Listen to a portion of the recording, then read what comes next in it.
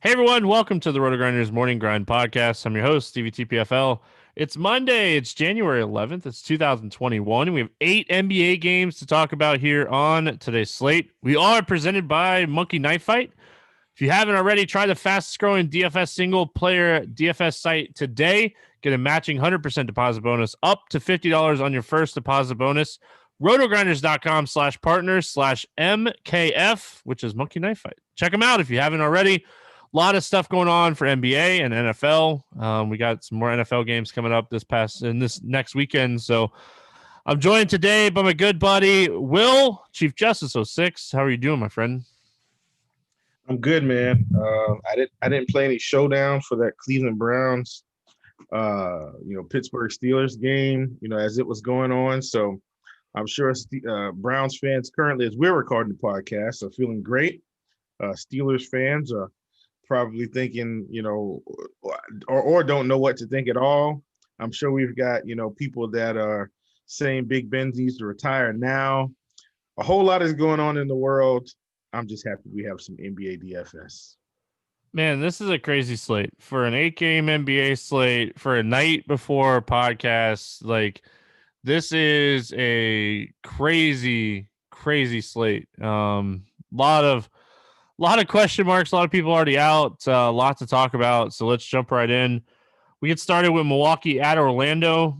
No total in this game. I know Giannis has been kind of like questionable, but he's not on the injury report. So I'm going to put him on the probable side of things. And on the Magic side, Aminu, Michael Carter-Williams, Fultz, Isaac, and Okoye are out. And then Fournier is questionable. Let's start with Milwaukee here. What, if anything, do we like here for the Bucks? Well, I mean, I think, if Giannis is going to play, this is a weird season, Stevie. And I'm going to be quite honest with you. I've been trying to figure out if there's some rhyme or reason for these multiple blowouts per day. And I just can't find one currently. Maybe if somebody has a model, please reach out. We'd love to get an edge here. This just looks like a game that I may not be interested in. I mean, I feel like Giannis is going to be Giannis and do Giannis things. But I hate to jump ahead, but I don't think I'm going to play Giannis over Luka tonight. And so I think this whole team, I'm just going to fade them. And I'll let them beat me. Yeah, like, I don't know. Giannis is 11K. Could he or should he go out and put up 50 plus here? Yes. I don't think that, we're not arguing that. We're arguing, can he get to 70 if this game doesn't stay close? Like, Milwaukee should crush Orlando here. Let's be honest. Orlando is very shorthanded right now. And, they have a rookie point guard that is still learning how to be a point guard in the NBA. So, that's obviously something that we need to note. I don't really like anything here from Milwaukee either. Like, if I was going to go anybody, I'd end up on maybe like Drew. Just because I think he's like I don't want to say he's a safe 35, but I think he's a solid 35 in this one. Let's go to Orlando. What, if anything, do you like here for my Orlando Magic? I can't play anybody. It's like everybody's priced where they should be, maybe outside of Dwayne Bacon. He's probably priced where he should be because he's not doing much. I mean, I know Kim Birch has, been kind of coming off the bench, giving you, interesting minutes. He might be the one guy, Stevie. Maybe if it's a blowout, maybe if it gets slightly out of hand. Not saying he picks up extra minutes, but maybe he gets four to 5 extra minutes against like a completely scrubbed team, and he ekes his way to 30, and then all of a sudden you've got like some salary relief. But with all the other things going on with this slate, he's probably unnecessary. So I don't really like the Magic either. Terrence Ross is overpriced. I don't ever play Aaron Gordon. Aaron Gordon had one game and then came out and played 36 minutes. Just I don't get him right, so I just don't play him, and it's not going to cost me anything. I think I'm fading the Magic as well, Stevie. All that, ladies and gentlemen, is just saying I'm fading the Magic. Yeah, if you can kind of guess right on like who's going to play the fourth quarter blowout minutes for the Magic, maybe it is Birch. Like maybe that's who you potentially like take some shots on here. Like, because I don't know. I don't think this game stays close. I don't want to play Vooch. I don't want to play Gordon. I don't want to play Ross because I don't think he's the guy that's going to get like the fourth quarter blowout minutes. Like this game, Yeah, for and he's me is 6K just now. Like, no. I was just gonna say like, this game for me is just kind of like it's kind of a write off, man. I don't see yeah. a lot in this one. So let's move on. We got Phoenix at Washington. No total in this one either. Cameron Payne's doubtful on the Phoenix side, and then Brian and Westbrook are both out on the Washington side. Obviously, that opens up a lot. Let's look at Phoenix first. What do you like here for the Suns? Well, I mean, excuse me, guys. Wow. We've been talking about, maybe when is the time that we can kind of play some of these guys. Excuse me. Geez, sorry. God, this feels like a spot we can play Chris Paul, Stevie, at 7,200 against Washington. I mean, it feels like this is the right spot. I think we can get away with it at 7,200. I think you take some shots on Chris Paul. Devin Booker at 7,900. He had a pretty good game the other night. I'm still a little afraid to play Devin Booker closer to 8K right now. I think in tournaments, if you're multi-entering, I definitely think you get some exposure to Devin Booker today. If you're not multi-entering, like if I'm in any type of 3-entry max, 2-entry, or single entry, I don't think I touch Devin Booker at all at almost 8K. That's kind of where I am with Phoenix. Don't really want to play 8 neither. Haven't really seen much of the upside. So I'm perfectly fine just rolling out Chris Paul from the Phoenix Suns. I know it's still a small sample size. We're still kind of in the early part of the NBA season, but like Washington's playing at the fastest pace in the NBA and they're 28th in defensive efficiency. They're a terrible defensive team that likes to run. They're going to be worse now with like Brian and Westbrook out. Like I think when I look at Phoenix, I think you can play Booker, Ayton, Paul. I think you can play all three of those guys, not on the same team by any means, but I think they're all like in play. And like if this was a different slate, I would even say like Javon Carter is in play.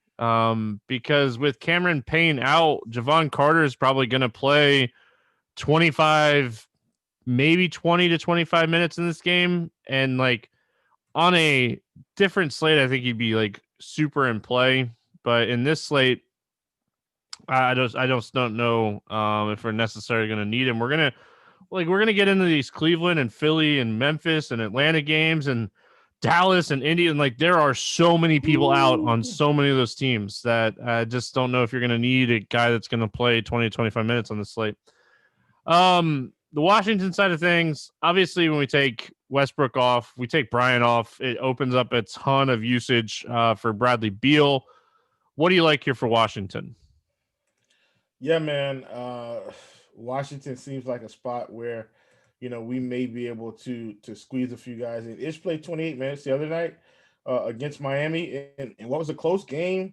In fact, Beal was even out in that game, ironically. But I mean, we know Beal's the guy. I saw something on Beal the other day in terms of our court IQ stuff. And if I'm not mistaken, Stevie, Beal is averaging, I think, 1.48 fantasy points per minute with Westbrook off the. That was just with Westbrook, not with Bryant. He might be somewhere around 1.5, 1.6.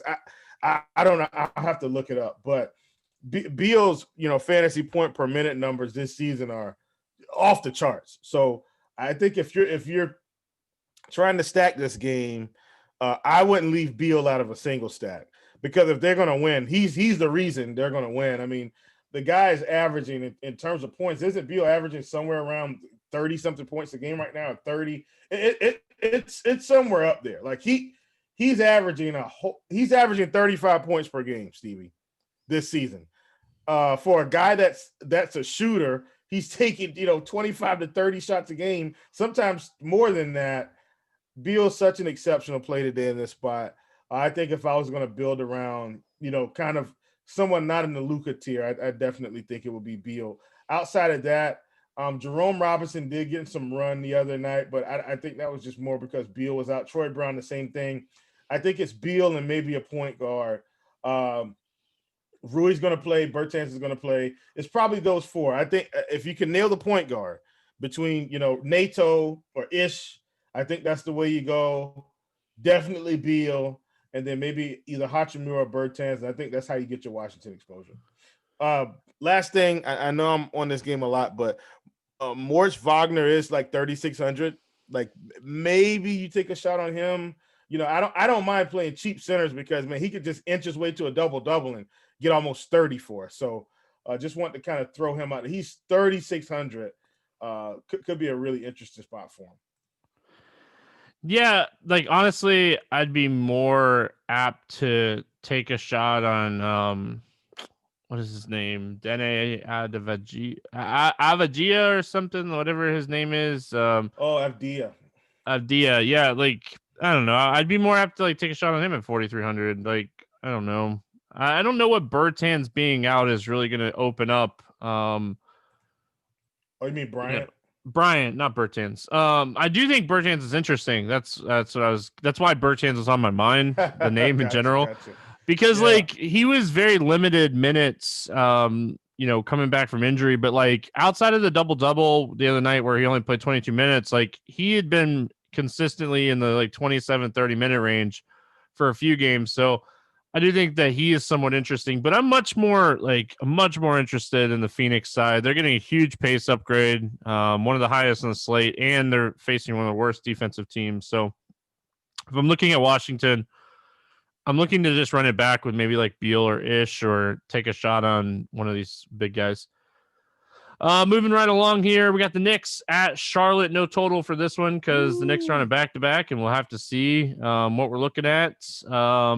Let's start with the Knicks side of things. Oh, Zeller is still out for Charlotte. Let's start with the Knicks. What are we looking at?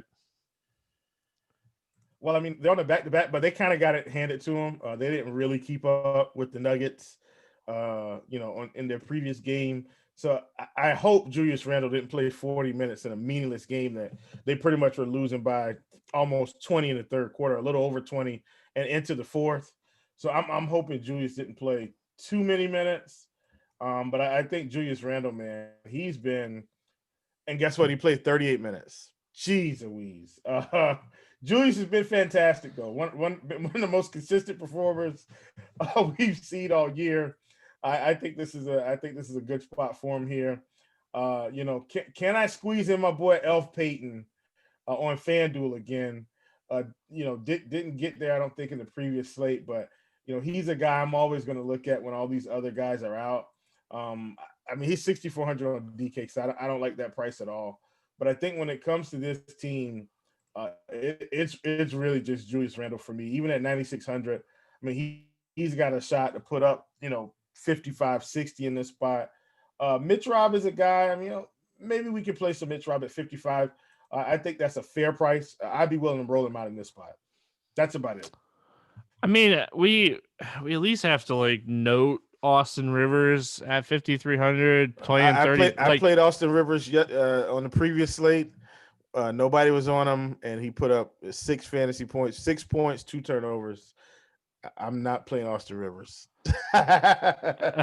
On Sunday, yeah. Don't gosh. You have a short memory, Will. I know. He's like, can't have a short memory about 6 points. I don't know. Like looking at New York in general here, like I'm more interested in like playing Randall. This is a great matchup. Charlotte's a team that has struggled with 4s and 5s for years now, and they really haven't figured out. Like Biyombo is like, that's why they use him. He's a good defender, but like that's Robinson. Like PJ Washington's not going to be able to guard Julius Randle. Sorry. So I do think Julius Randle is super interesting, even at the expensive price tag. Because I promise you guys, we're going to get into some of these games. We have plenty of value coming up. Let's go to the Charlotte side of things. LaMelo's for real, man. Thank you. Like this guy, jeez. We talked about Lonzo the other night when they were going to play each other, and like LaMelo in 26 minutes was an assist away from a triple-double. Came back the next night, played 31 minutes, and had a triple-double. Listen, so here's the thing.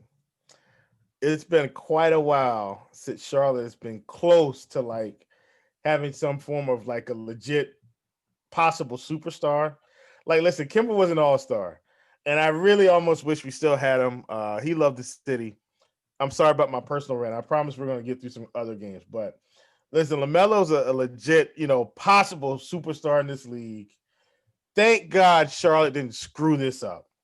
So thankful they didn't screw this up. Secondly, we're winning a few games. Now let's get into the DFS analysis. LaMelo Ball at 7K. It feels too expensive, but the guy's just continually. I mean, the more his price climbs, Stevie, he's going to continue to be a tournament play extraordinaire.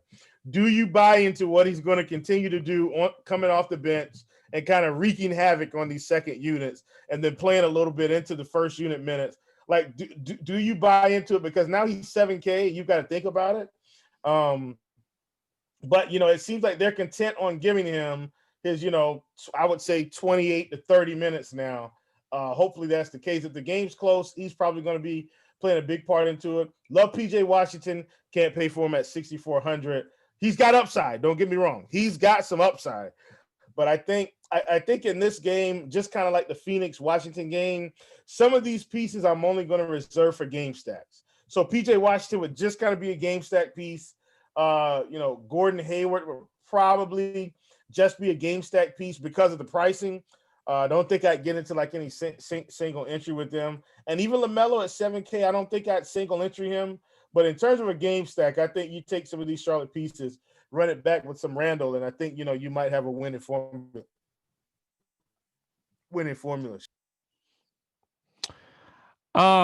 Listen, I know LaMelo is 7K, but it might not be enough. This guy, like, he's the real deal. Like, we knew he was the best out of the three Ball brothers. Like, there was never a secret like from that. It's just it was always waiting and like, getting around the dad to get LaMelo to the pros. Like that was always the thing. And like now he's shown up and like he's shown up. So well, listen, we got lucky in Charlotte, man. Because LaMelo could have easily went number one, could have easily went to Golden State and number two. I mean, bro, we got lucky. I'm so glad we got lucky. And you tell me whether or not you think he's better than Anthony Edwards. Nothing against Anthony Edwards at all. All right, I'm done about I think time will tell, right? Like time will tell on that. But I feel like if I'm Charlotte, if I'm a Charlotte fan, like I want pieces or something for like Rozier or Graham right now, and I want LaMelo playing 35 minutes a night. Like I don't know, but or you just don't give Gordon Hayward a big contract, and that's not an indictment on Gordon Hayward, people. I have nothing against Gordon Hayward at all. He's been playing fantastic this season, man. Oh, he has, but I don't want us to end up in another Nick Batum situation where at the end of the contract we're like, why did we do this contract? What were we thinking when we could have? Anyway, that's half the contracts in the NBA. And I love Gordon Hayward. That's half the contracts in the NBA. What were we doing when we signed this contract? Like that's half the battle. Last thing, I know we got to go. I promise we'll fly through. Here's the thing, though. Julius Randle got a really good contract from the Knicks, right? A lot lower than what it was for the other people that they would have paid for. And now they're looking like, oh, this is a great signing. If he keeps playing like this, he could have gotten even big. Anyway, I'm just looking long term, man. Like maybe we could have got him on a 4-year, I don't know, just a little cheaper. Anyway, I don't want to sound like Scrooge here. All right, I'm done, man. Just thank you, Charlotte Hornets fans. Any LaMelo Ball basketball cores that you uncover, please send them my way. I am willing to pay. All right. Back to DFS. I think Devontae Graham's a somewhat interesting tournament play here. He's 5,800 in this spot. Like 5,800 for a guy that like could shoot double digits, should probably play like 30 minutes. I think Devontae Graham is somewhat okay for tournaments. He's been playing better lately too. Yeah, I think Devontae Graham's an interesting tournament play in this one. But moving on, We got Memphis at Cleveland, 218.5 total. Cleveland favorite by 3. Will take a nap because I got to get through the injury report here.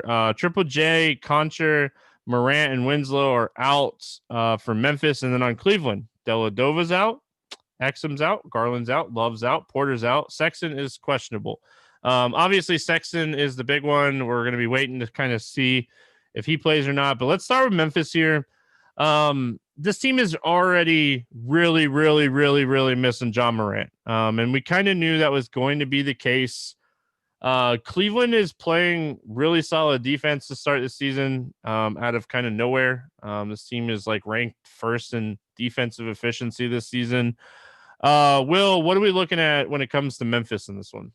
Man, it's the same guys every time for me with Memphis until some of these guys come back. The problem is I don't think I need 6,600 Kyle Anderson on this slate. I don't think I need 6,300 Dylan Brooks. I don't want to pay $6K for Tyus Jones. I don't even want to pay 7,200 for Jonas Valanciunas. And then, I kind of go down and I said, well, how about Gorgie Jang? Well, he's 4,500. That's fair, but he's barely playing 20 minutes a game. I don't think I can play anyone from Memphis. I've looked at Bane. I've looked at all these other guys. I just think Bane's 3,700, but he's not going to get enough minutes for it to be worth it on this slate. Not playing anyone from Memphis today, Stevie, and that's I don't want to say unfortunate, just unusual because I usually like a few of those pieces. Yeah, they're obviously a tough team to figure out. I think Brandon Clark on FanDuel at 5,600 is very much in play. Kyle Anderson on FanDuel at 5,400, very much in play over there. Both those guys like under 6K on FanDuel. Oh, yes.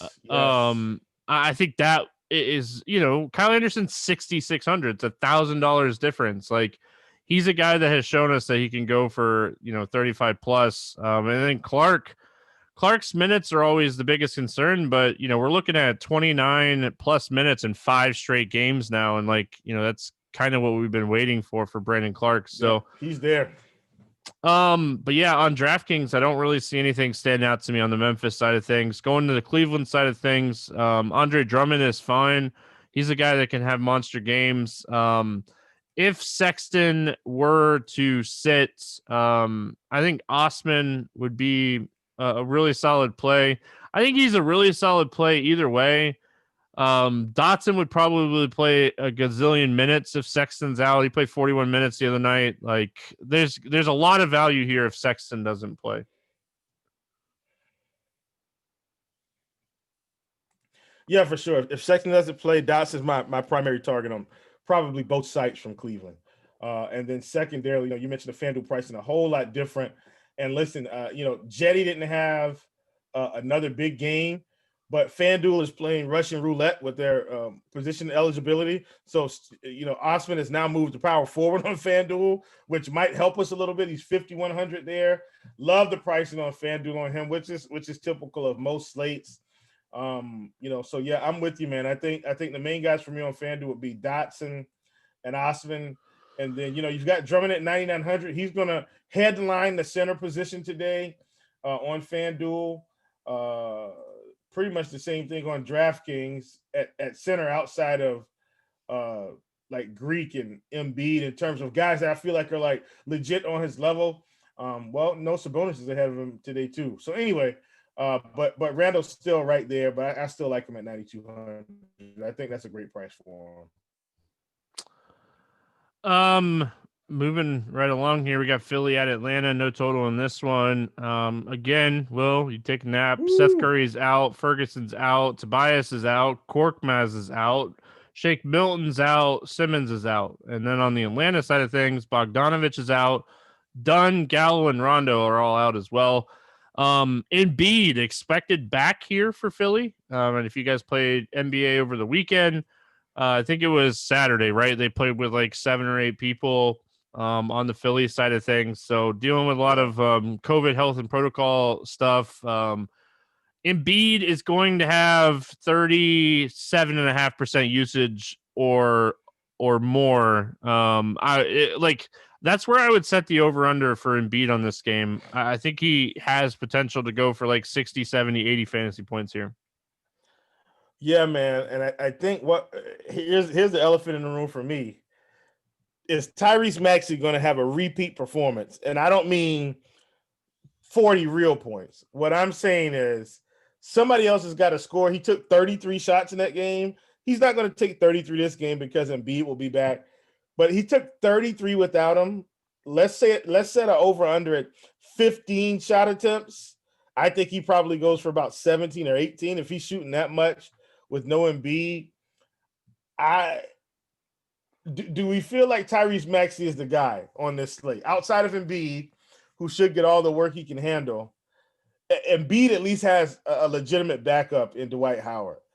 Do we think Tyrese Maxey is the guy for Philly with all these other guys out, especially with Tobias and Simmons out? I think we get a repeat from Maxey. What say ye, my friend? I don't see a reason not to play him. Not at that price. Correct. Like he's gonna take shots. Like Mathis and Isaiah Joe and those guys, they played like 40 minutes and they didn't shoot as much. So if Maxey's gonna play 40 minutes with or without Embiid, who cares? He's gonna at least take shots. Like, give me a guy taking 15 shots and maybe playing a few less minutes than a guy playing more minutes that's gonna take 5 shots. So I think Maxey's the best value play on the slate. I think he's going to be the chalkiest value play on the slate. And sometimes chalky value plays bust, but I think he's one of these ones that we just kind of eat the chalk and move on. Like I don't see a reason not to. I'm with you. And Shake Milton's out too, Stevie. So even if it's a blowout, I don't think Atlanta's going to blow them out. Even if it's anywhere near a blowout, it's going to make it better for him. He's still going to play 40 minutes or 38. I would say 38 minutes minimum is where he'll be in this spot. I'm with you, man. I just wanted to kind of get your pulse on it. I know he's not going to take 33 shots, but I think 15 to 22 shots is like definitely where he'll be. All right, cool. Lock him in, folks. You have 3 guards out. I mean, you have Seth out, you have Simmons out, and you have Milton out. So, like, you just have to, at that point, just assume that, like, the minutes are going to be there. I think on FanDuel, Dakota Mathis is 4,100. If you want to take shots on him at that price, go for it. I'm not going to talk you off of it. Like, he doesn't even need much, to get there at 4,100. So, and then, like, I don't think I would go Isaiah Joe, but he's one of the only active guards out there with Maxey. So Maxey's 5,200. Danny Green took 17 shots in that game as well, by the way. Yeah, good old Danny Green. He's. I'm not saying I'm playing Danny Green. I'm just saying the shots are going to be there for him. Yeah, shots are going to be there. Sure. I don't know. I love Embiid. I think Embiid's a top play on the slate. And then, so if I'm going with some of these Philly pieces, like, where could I run it back with some of these Atlanta guys? Like, obviously, Trae Young's an option. What do you like here for Atlanta? Well, I think we got to figure out, man. Listen, Reddish and Hunter, they just keep exchanging blows, man. And Hunter's pretty much priced up now, so we're not going to get Hunter probably back anymore. But Cam Reddish at 51, I think that's fair, and that's kind of where I'm at, man. I mean, Capella's 7K, but I don't want to play Capella. John Collins is 7,400. Collins had some upside. I mean, if the game's close, maybe he gets there. Trae's kind of had a wrist issue. I think that's probably why maybe some of his production has been down. I think for me, man, the run back is these cheap pieces. Cam Reddish is probably going to be at the top of my list just because he's 5,100. And that's going to be about it for me with these guys, man. I think everybody else is just kind of priced right where they should be. Yeah, so but if I had to play one, it would definitely be Trae of the expensive guys. Yeah, Trey definitely. Yeah. I like DeAndre Hunter a lot. I think he is a phenomenal play as a run back play.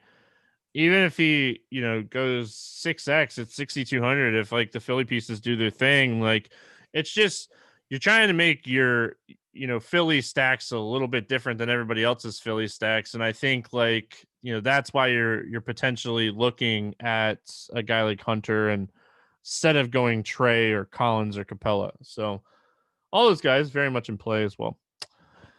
New Orleans at Dallas, 214 total here. Dallas favored by 4.5. Steven Adams is questionable for New Orleans. And on Dallas side, Brunson's out. Finney Smith is out.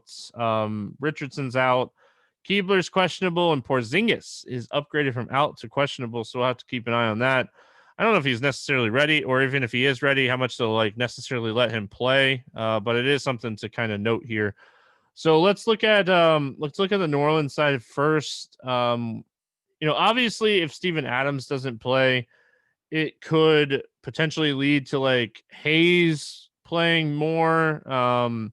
Because Dallas typically plays kind of big, so I think New Orleans would need somebody. But it's interesting. Would they use Zion at the 5? I don't know what would necessarily happen here. I'm with you. I don't know how they would handle it because they could essentially play Zion at the 5, move Ingram to the 4, and then either squeeze in a JJ Redick or a Josh Hart. Like they could get really creative if that were to be the case. I almost feel like that might be what they would do. But then, like you said, the other thing would be to just bring Jackson Hayes in. I mean, he's already playing the backup minutes anyway. So maybe that probably is a little bit more logical. You get Jackson Hayes at 3,100 into the starting lineup, which could work. I mean, he's going to be active. So that's kind of where I am. I mean, I think the only person I really want to play from this game though is either Ingram or Williamson. Those are the guys that have the real upside outside of Jackson Hayes. If he's 3,100, he's starting like he's squarely in play at the center position. That's like your cheap catcher, man. We get our cheap center on DK at 3,100, but I still think my favorites are Brandon Ingram and Zion. Ingram is just a guy like he's going to be a tournament play all year. I mean, even if you're just a game log watcher, Stevie, like the guy's just putting up numbers like 61, 35, 53, 30, 34, 47, 54, 44, 42. Like the guy's putting up numbers, and he's already flashed some upside. At 8,600 on this slate, I have to assume Brandon Ingram isn't going to have much ownership. Feels like a let's get weird GPP play to me. Yeah, I don't mind Ingram, especially if you're like looking like, all right, if Luka goes insane in this game, and keeps this one close, like who on New Orleans is, going at it too. So like that's where I like Ingram. I think the team is kind of like New Orleans is kind of running through Ingram. Like Zion's had some recent like 40-point games, but I think he's only gone over 50 once this season. So it's just not like the same type of like ceiling that we had from Zion last year. Overall, like for New Orleans, unless we get news that like Adams isn't going to play, like Ingram is probably him and like Zion are like the only two guys that like I have any kind of remote interest in. Like it's not a day to play JJ Redick. JJ Redick is 3,200. Like JJ Redick could break the slate. He goes out and he hits like 6 threes and he easily breaks the slate. But I don't know if I can like if you're playing like a 20 entry max or if you're playing like a 150 entry, like maybe that's where you take a shot on like JJ Redick. And like you put him in there and you have, he's 3,200 going to play 20 to 24 minutes. And when he's open, he'll shoot. So could he get there? Sure. Let's go to the Dallas side because like the Dallas side's obviously the more interesting side here because we do have so many injuries and so much stuff to kind of note. I think like a lot of people are going to be looking at like Tim Hardaway Jr. in this spot, but like, how do you look at Tim Hardaway Jr. in this spot when he's 6,700? I know he put up 47 fantasy points the other night and he had to play a ton of minutes. He shot 8 for 13 from 3. he's not going to do that every night. Like, if Tim Hardaway's chalk on this slate and he beats me, he beats me. Yeah, I don't think he's going to be chalk at 6,700. Now on FanDuel at 58, we got a little different story. Like, he'll probably pick up a lot more ownership. I don't really see people gravitating to a 6,700 Tim Hardaway Jr. For me, like I said, if it's mass multi-entry, I definitely think, we get a little sprinkle of him just in case he puts up, a 40 point ceiling. Once again, and I've kind of been doing this on this show, trying to help both sides. If I'm in any type of 3-entry max single entry stuff, no way I'm playing Tim Hardaway Jr. 6,700. Just forget it. So that's where I'm at. Trey Burke at 45 though. I know he only played 21 minutes, 11 for 13 against Orlando. Ladies and gentlemen, that was kind of a blowout. Like, if this game's close, I think Trey Burke's getting up to 30 minutes. That's kind of where I could be wrong about that, Stevie, but I think he gets a little bit closer to 30, which definitely puts him in play for me in tournament. So at 4,500, I'm already thinking of some Trey Burke, Tyrese Maxey stacks going on right now. I think this is going to be a fantastic play for us. Yeah, like, that game wasn't really a blowout. Like, it was up and down. I watched that game. And Magic led a couple times. I know, like, there was a point that Dallas got it, I think, to like 14 or 15 at one point. I know they ended up winning by 14 or something like that. But like, it was a really competitive game until like the fourth quarter, and like the Magic just couldn't do anything. Ross couldn't hit a shot. Like, Anthony, like, these guys just couldn't hit shots down the stretch. But I think Trey Burke played right around where he's going to play, to be honest. I think, like, they are very interested in using Wes Iwundu, an old Orlando Magic guy. Like, he played 30 minutes. He played the whole fourth quarter. He checked in like halfway through the third quarter and played the entire end of the third quarter and then the entire fourth quarter in that game. So I don't know, like, James Johnson got some run in that game, and like, it wouldn't shock me if he gets some run. Like, oh, yeah, in he's this going one, to get some for sure. So like, maybe I'm taking, like, the more I think about like JJ Redick, the more it's really intriguing. I can't lie. Just 3,200 for Redick, man. Like, I don't know. I've done crazier things, but like, the big thing here is, like, if Keebler and Porzingis sit, does Boban get 15 minutes? And like, we know what Boban can do if he gets 15 minutes, like at 3K. So like, honestly, I'm waiting for news here. They have Willie Cauley-Stein. He's a guy that could potentially start. Powell could potentially start, but like, is there a road to Boban getting 15 minutes in this game is what you got to ask yourself. And if the question is maybe, then if you're playing multiple teams, you have to have some exposure at 3K because he can put up 30 fantasy points in 15 minutes. Yeah.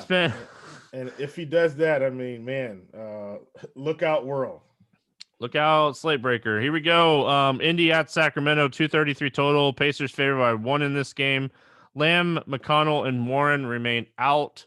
And then on the Sacramento side, Buddy Hield and Rashawn Holmes are both questionable. Let's start here with the Pacers. Like, Vegas has this game being really, really close. High scoring, good tempo type of game. And like, we talked about it so much, like, we're so used to the Pacers being like a top 5 defensive team. They're like 15th, and Sacramento's last in defensive efficiency this season. So, like, this game could stay close. Where does the production come from on the Pacers side?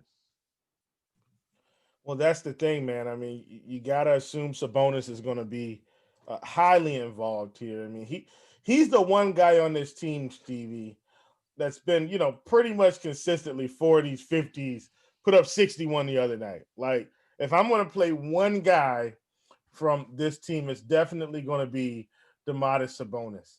Nothing against Malcolm Brogdon. Has been fantastic. Playing big minutes, Stevie. He's even been 54, 57, 55, 43. I still don't trust this from Brogdon. I don't trust Malcolm Brogdon to be a 45-point scorer every night. I could be wrong.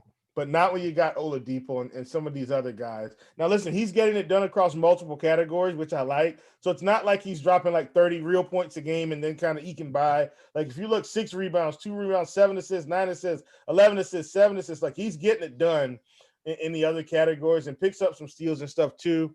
So I guess for me, once again, Sabonis, single entry. Malcolm Brogdon, multi-entry. I don't want to play Malcolm Brogdon in my single entry contest at 8,300. I'm more than willing to take a shot on Sabonis though at 93. Don't hate Victor Oladipo at 6,900. I think it's fair. Justin Holiday was a guy that I had my eye on, but he's now over. I mean, I don't want to say overpriced. He's been getting it done, but he's more likely to dud for me at 4,900 than help me. So those are kind of the only guys I want to look at. So I realistically think like if you're mass multi-entering this slate, you can make a group of Sabonis, Brogdon, and Oladipo, and like have at least one of them on every team. Like at least one of them on every team. I think like Sabonis at the top end is a guy that can go for 60, but he's going to be consistent as well. Brogdon is a guy that at 8,300, can put up 50 in this game. Like, Sacramento is a really bad defensive team, so Brogdon could have a monster game here. And then like Oladipo, he's a guy that's shooting the ball. He shot at least 16 shots in 5 of the last 6 games. He's played over 30 minutes in every game. This year, since we moved to 2021, like he's healthy. They're giving him the minutes. He's taking the shots. Like all 3 of these guys have reason to play them against Sacramento. And like on the Sacramento side, like if you think this game stays close, where's it going to stay close? Like, well, first we got to know if Holmes is going to play. Second, we got to know if Buddy Hield's going to play, because if these guys are potentially out, it frees, guys like Whiteside to get minutes. It frees guys like Bagley to get some minutes. Fox is obviously one of the top run backs if you're looking at playing, Pacers. Barnes is a run back. Halliburton's a run back. So a lot of Sacramento is going to be like determined by like what type of news we get on Holmes and Buddy Hield. Yeah, for sure. And listen, I've been looking at a lot of these games on DK. I think a lot of these games are game stack viable, which is why I'm kind of differentiating it today between, hey, this isn't a guy I'm playing as single entry, but if it's multi-entry, I'm playing him. I think this is definitely one of the game stacks of the night. You're going to have to overpay for some guys. Like nobody wants to pay $6,500 for Harrison Barnes.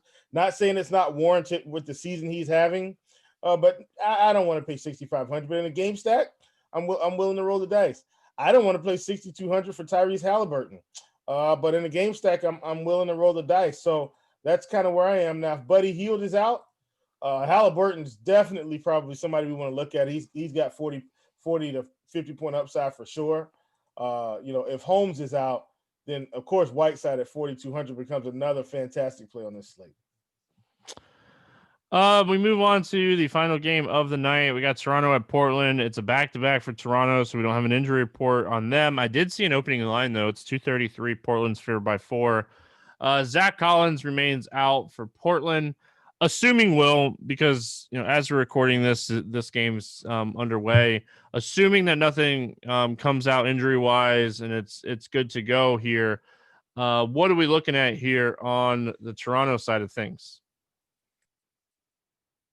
Well, I mean, it's really weird with Toronto, right? Because Fred VanVleet's a guy I've been on for weeks, playing him almost every day, Stevie, and now he's 8,500, and I'm not as interested because the bust potential is immense at that price. Kyle Lowry at 8,200. Now, listen, Portland has not been playing fantastic defense, but I feel like most of the guys on this team, are priced up.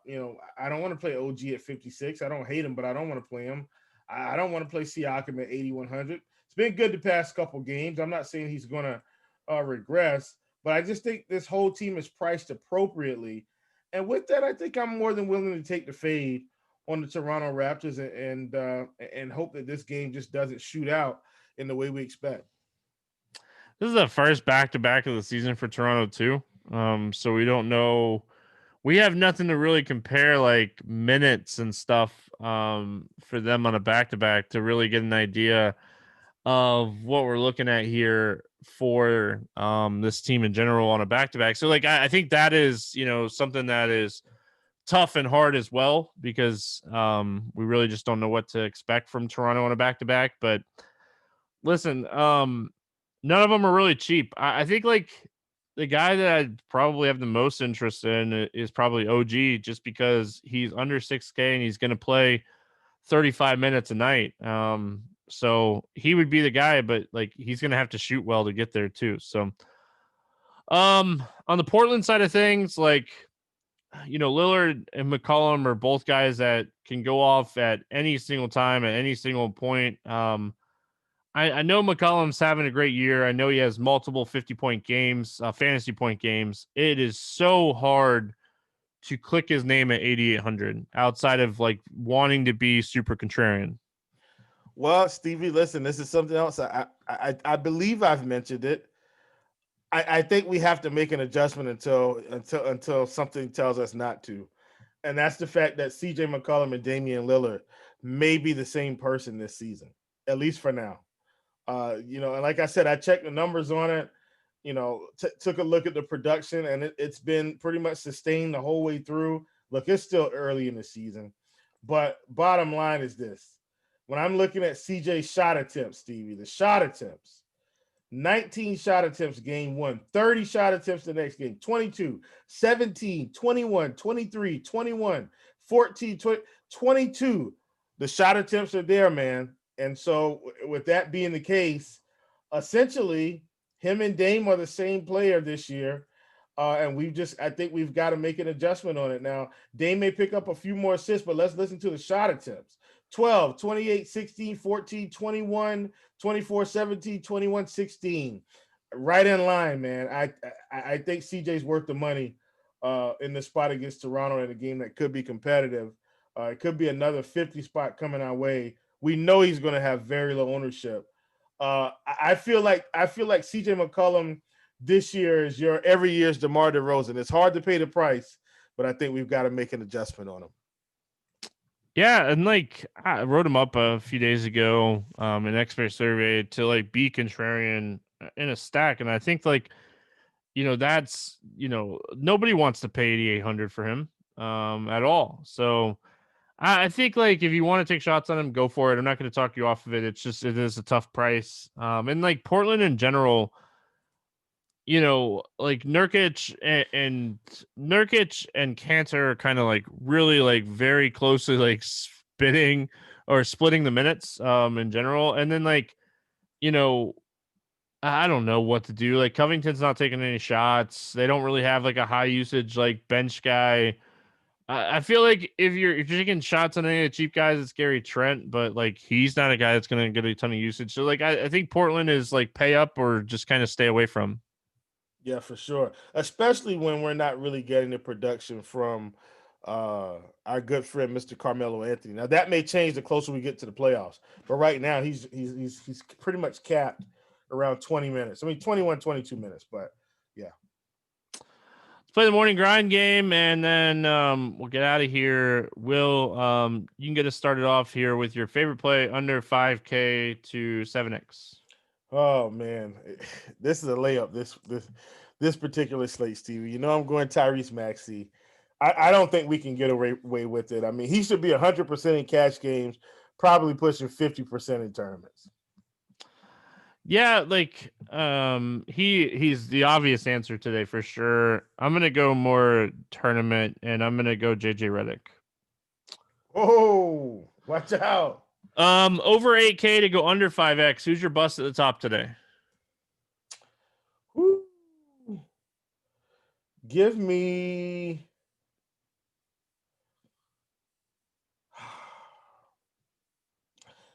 Chris Middleton at 8,200. All right. Yeah, I don't know, man. Everything in my being wants. I'm gonna say Van Vliet. As much as I love playing this guy this year, it's a shooter on a second end of a back-to-back. I can't do it. Favorite 6X play, Will? Who do you got? I'm kind of going to go back to another guy that we were kind of talking about here in that same game. I know it sounds crazy, Stevie. I think it's going to be Danny Green Day. All those guards out, played about 36 minutes. Uh, Embiid's coming back. I think he didn't even shoot well in that game. Shot like 4 for 16. Can you imagine him shooting 8 for 16 in that game? Let's go, Danny Green. I really want to say Embiid. I'm not going to, but I really want to say Embiid. I'm gonna go Oladipo goes 6x today. Will, give me your let's get weird GPP play of the day. Yes, yes. I don't know how weird this is, Stevie, but man, let's root for the home team today. I don't think his ownership's going to be there. Let's go LaMelo Ball at 7K. All right. I think the price is the reason, right? Like, right. It's obviously not production. It's price. I'm gonna go DeAndre Hunter. I talked about him earlier. Yes. As like an interesting like run back option if you're looking at like that game in general here. So I'm gonna go with DeAndre Hunter as my let's get weird GPP play of the day. Will, give me any game selection, anything standing out to you on FanDuel or DraftKings today? I'm going to give out 2 on this one, and I kind of want to talk about this. So, if you're really interested in what I would consider to be a pretty good contest on DK on FanDuel today, up top, they've got the baller. It's very well constructed this time at like 1650, paying out 23 spots, 23% of the field. I think that's really good. And I think on the lower level, if you're really trying to see if you can bank 100K, on a value spot, $3, man, in the clutch shot. It's only 450 to max enter. I'm saying if you've got that, and give yourself 150 chances. If you nail it, you can get to the promised land. So wanted to point those 2 out. High end, man, that baller, a pretty good payout structure, at least better than what it has been, of course. And then on the bottom end, man, $3, 150 max. That's 450 to max it all the way out. So I'm gonna go to FanDuel today as well. The $50 single entry, 30K NBA swish, I think is super interesting. First place is about 16%. The rake is about 13%, pays 22% of the field. Pretty structured, but kind of top heavy tournament. So like, you definitely want to play it as like a single entry, and you want it to be more of like a ceiling single entry. You want to be chasing like the top 5 in this one, but it is a good payout structure as far as like how many positions it pays with a $50 single entry. So definitely like that tournament over there. And, just I always kind of browse before we get started. And like, it's just one that kind of stood out to me. Favorite over under against the spread. Like we don't have a lot of them as of right now, as we're recording. Any of the ones that we have right now standing out to you? I think we have one on Phoenix, Washington. Let's go under on that one, Steve. I know it sounds crazy, but I'm gonna take the under in that game. Washington under. I'm gonna go Pacers -1. I think the Pacers handle business here against Sacramento. I really like this one. This is the one that I'm gonna lock in on my Sharp Side app and try to continue my streak here. I think I'm at like 3 or 4 or something like that. So Will, any final thoughts before we get out of here? I'm good, man. I'm good. If you guys haven't already, make sure you check out Monkey Knife Fight. Awesome sponsor of the podcast. Appreciate them jumping on board here. Really like what they're doing over there. Like I said, they're the fastest growing single player DFS site out there. So get 100% matching bonus up to $50 on your first deposit. The link will be in the comments of the podcast. That's going to wrap it up here for Monday. Appreciate everyone listening. We'll be back tomorrow talking some more hoops. Good luck in your contest, and we'll see you then.